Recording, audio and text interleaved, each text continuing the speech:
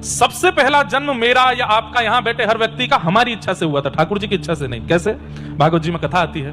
हम सब कौन थे? वैकुंठ में ठाकुर जी के मित्र थे। एक दिन ठाकुर जी खिड़की से झांक के नीचे देख रहे थे, तभी अब इसको ऐसे समझना, मैं गया और मैं जब ठाकुर जी के बगल में खड़ा हुआ तो ठाकुर जी मेरे गले में गलवैया डाल के खड़े हो गए। नीचे जब खिड़की से झांक के मैंने देखा तो पृथ्वी दिखाई दी और मैं ठाकुर जी से कहने लगा, हे प्रिय मित्र, देखो ना कितनी सुंदर है, यहाँ के पहाड़ कितने सुंदर हैं, नदियां कितनी सुंदर हैं, अरे ये वन बगीचे देखो कितने सुंदर हैं, यहाँ के पक्षी देखो, पशु देखो कितने अद्भुत हैं। फिर थोड़ा और अंदर अंदर जाते जाते देखते देखते मैं, अरे देखो ये परिवार कितना अच्छा है, यहाँ एक माँ है जो लालन करती है, एक पिता है जो पोषण करते हैं, बहन है, बड़ी बहन ख्याल रखती है, भाई है, अरे देखो विवाह हो गया, पत्नी आ गई, अरे देखो कितना आनंद, कितना खुश है। अब इसके बाद इसके बालक हो गए, संतान हो गई, अब उन संतानों की परवरिश कर रहा है। नाथ ये बहुत अच्छा लग रहा है, मैं भी जाऊं?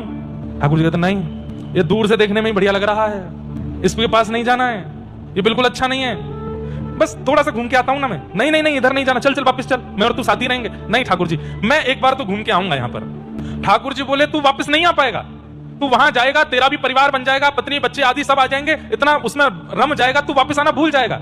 नहीं भूलूंगा, मैं प्रॉमिस करके जा रहा हूं, मैं आऊंगा वापस, तू मुझे भी भूल जाएगा। बोले आपको भूल सकता हूं मैं? आप तो मेरे सबसे प्रिय मित्र हो, आपको कैसे भूलूंगा?